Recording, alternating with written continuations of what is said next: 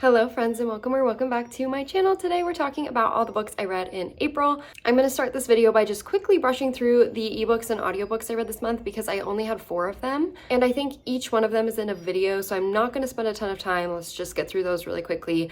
I read Love Theoretically and Check and Mate by Ali Hazelwood in my most recent video. If you want to hear full thoughts, you can go find that on my channel. Check and Mate is the young adult Ali Hazelwood debut romance. This follows our main characters Mallory and Nolan. Mallory hasn't been playing chess for a while, but she was like a prodigy when she was a child. She ends up going to kind of a charity chess event and playing against the best player in the world, which random, crazy how that happened. That chance encounter, but whatever, it's for convenience. We'll just roll with it.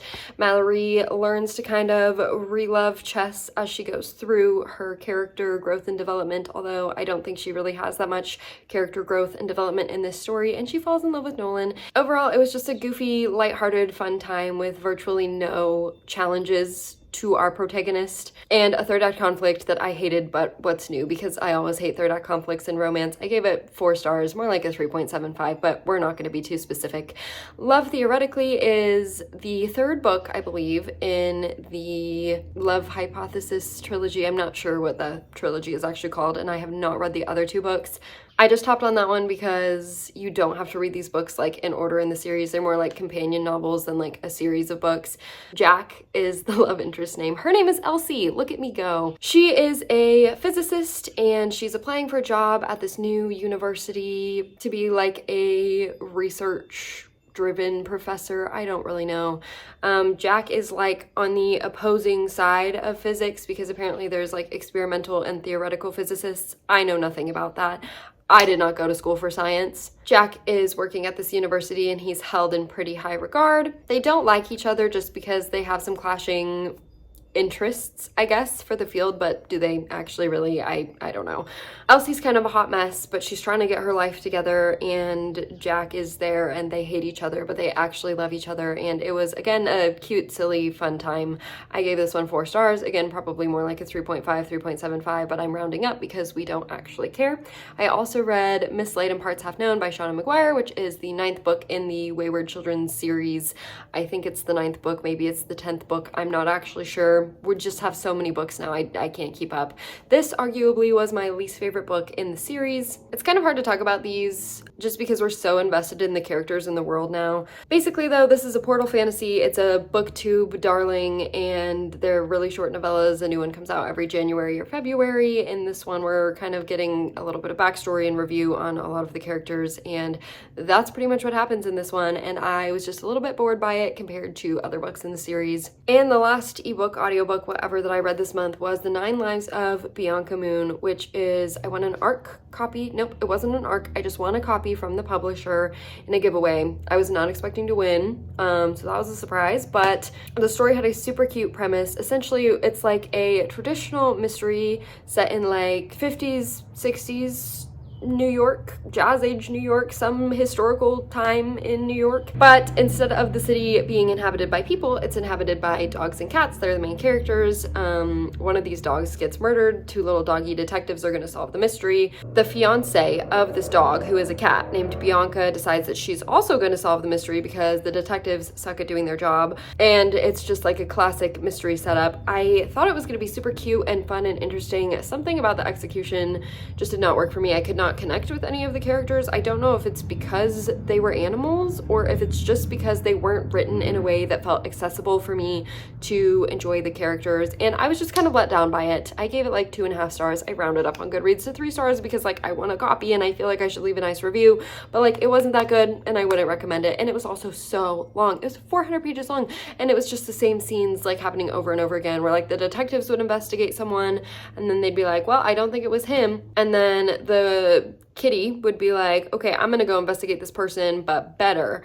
And then it just happened over and over again until they figured out who the killer was. So anyway, that was my reading month in ebooks and audiobooks, and overall it wasn't that great, I guess. Let's talk about the physical books I read now, okay? I'm just gonna go through these really fast. I don't personally myself enjoy watching wrap-ups. So I'm gonna try to keep this brief because honestly, I've talked about, I think, most of these books already in other videos. And I personally would so much rather watch like a vlog about a book than like a wrap-up about a book. So I'll just try to keep this brief and quick and just cruise through these. In no particular order, the first book I'm talking about is Justine. This is like a novella, but also kind of a graphic novel. Like there's lots of pictures in here and very short chapters, lots of really beautiful illustrations. This is essentially set in the 90s. We're following two teenage girls. One of them is kind of like this like mysterious kind of bad girl, and she has some ED issues,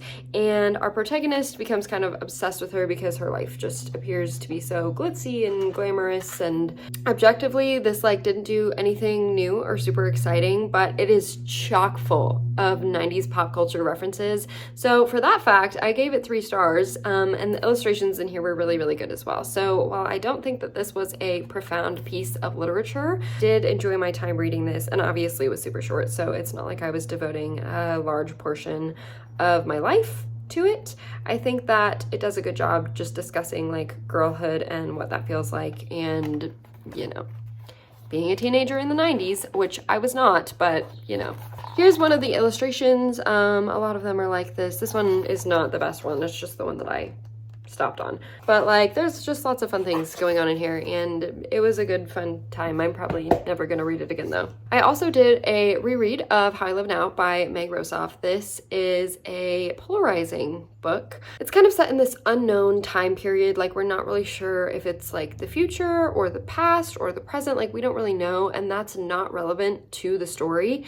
Our main character Daisy is a 15-year-old girl, and she has gone to stay with her extended family in England.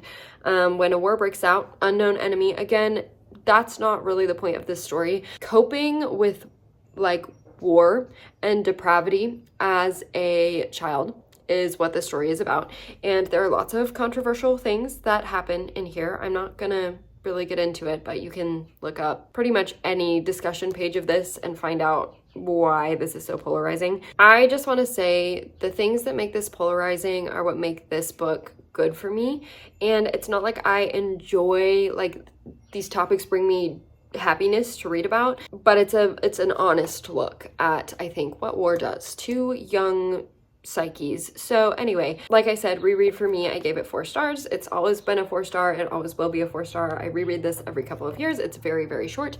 If you're interested in this, I would recommend it. Daisy, again, is struggling with an eating disorder. I guess I just read like a lot of books that have eating disorders in them this month. I don't know. So trigger warning for that. I love this book. The first time I read it, I was in 8th grade, and I reread it every 2 or 3 years. So I read 2 books by Amanda Giatissa this month. Let's talk about this one first. Oh God, the plot of this was so convoluted. I don't really even know how to explain it to you.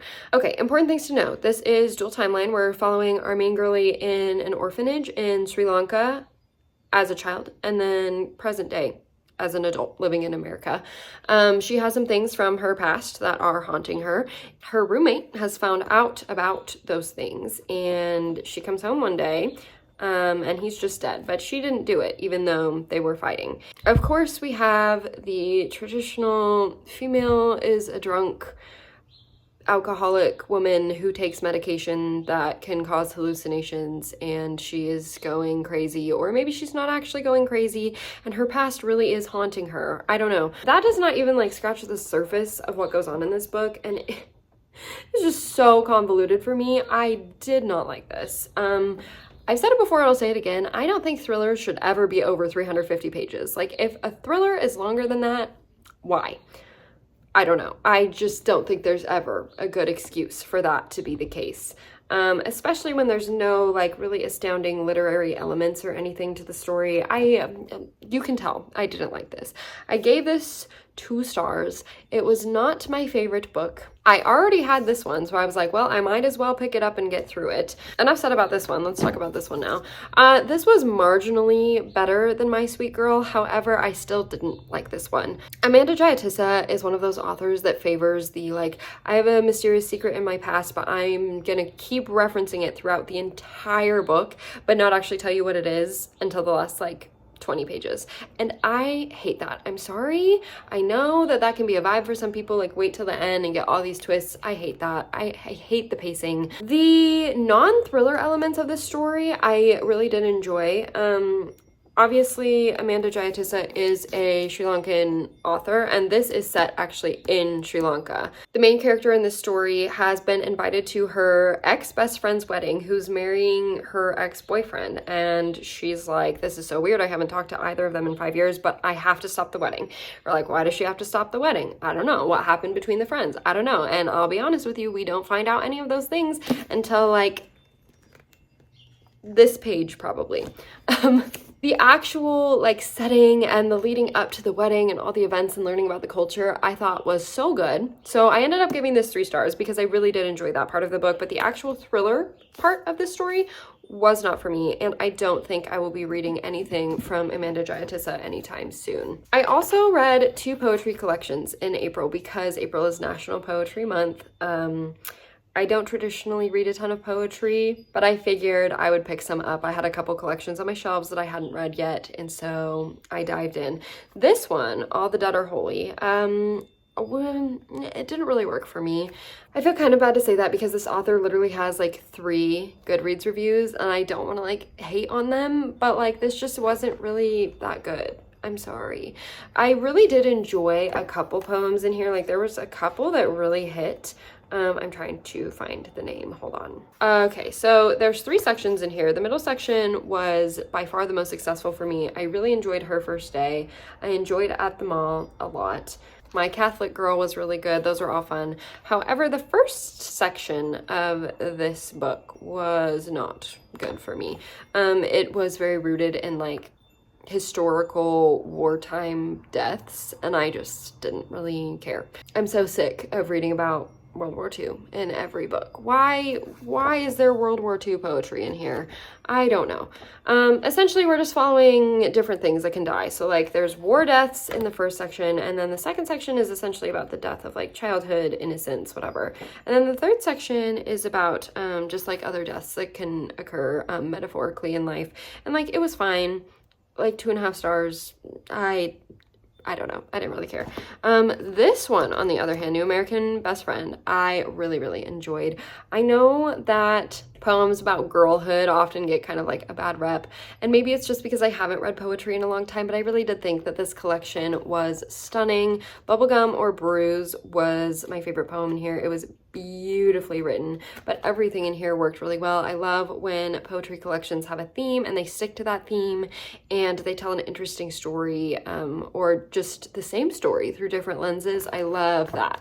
So this is good, and I liked it a lot, and I gave it 4 stars. In one of my shelf decluttering videos this month, I read these 3 books. We had some wins and some not wins. All of these books were books that I had previously DNF'd, whether that be for timing purposes or just wasn't really in the mood, or, you know, something came up and I forgot about the book. I set it down and I just didn't get back to it, whatever. So that was the goal for these. So I didn't have super high expectations of any of these, but it was actually relatively successful. 4 Treasures of the Sky is following a Chinese little girl, and she is kind of forcibly kidnapped and brought to America at the end of the 1800s. So this is a historical fiction, but also a lit fiction. It's set as she kind of moves through the different places in the country during a time of like relatively strong anti-Chinese sentiment, and just trying to hold on to what she loves so dearly, even though her life has essentially been ripped away from her. I loved this book, and it could have been 5 stars had I been able to emotionally connect to our main characters. There's an element of found family, there's kind of a tragic ending, and just like tragic events throughout this over and over again, which felt real and rooted, and I liked that so much, but I was not able to feel anything for these characters, and I'm not sure why. There was a lot of telling me about the emotions and not a lot of showing, so I felt like I didn't really get to feel them for myself because I was constantly just being told about the emotions. So it didn't pack quite as hard of a punch as it could have, but overall I loved this story and I would highly recommend it. For that video, I also read Into the Water by Paula Hawkins. Me and Paula have an interesting history with each other, so I didn't know how I was going to feel about this.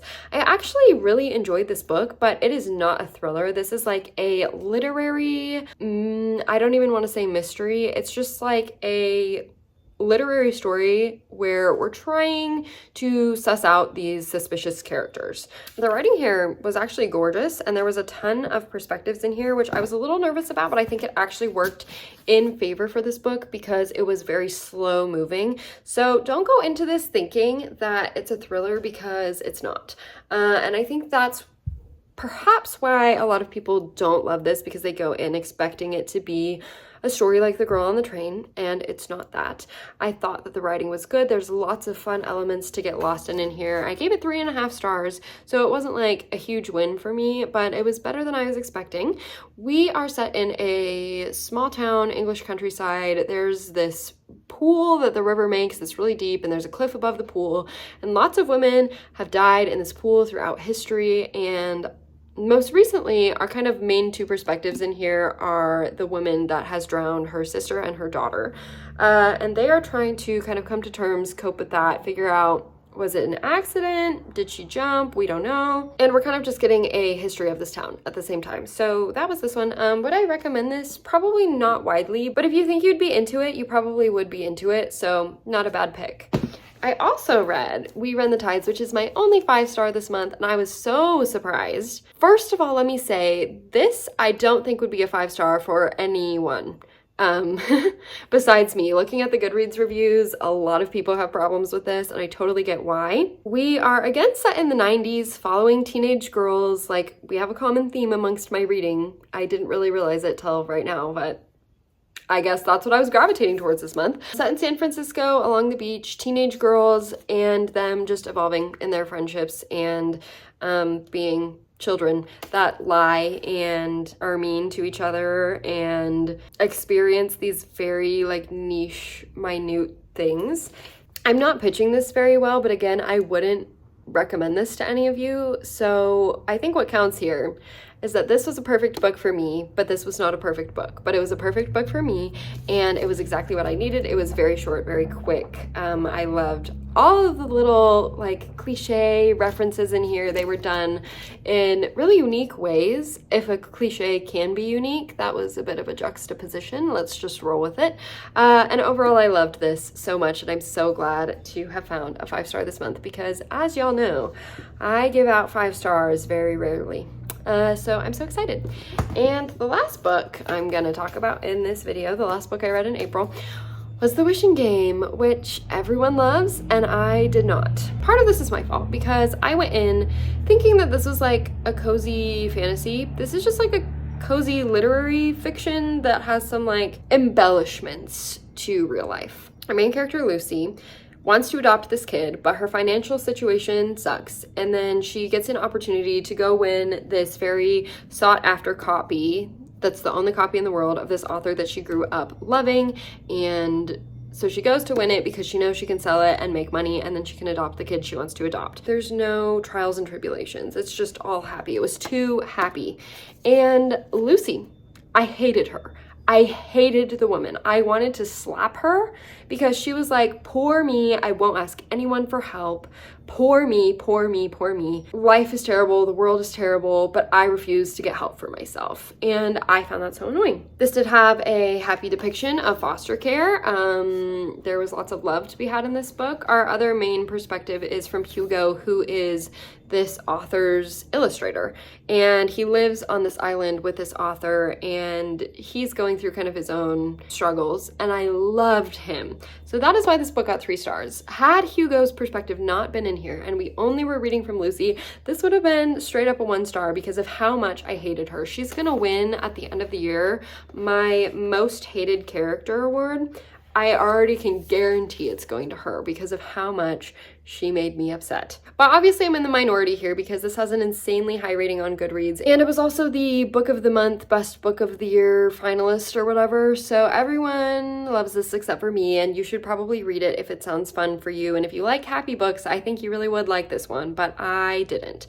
So with that said, that's every single book I read in April. Thanks so much for watching. Let me know what your favorite book of April was and what your least favorite book of April was in the comments, because I would love to know. And if you have any thoughts on any of these, please also drop those in the comments. Thanks so much for hanging out with me today, and I'll see you in another video soon. Bye.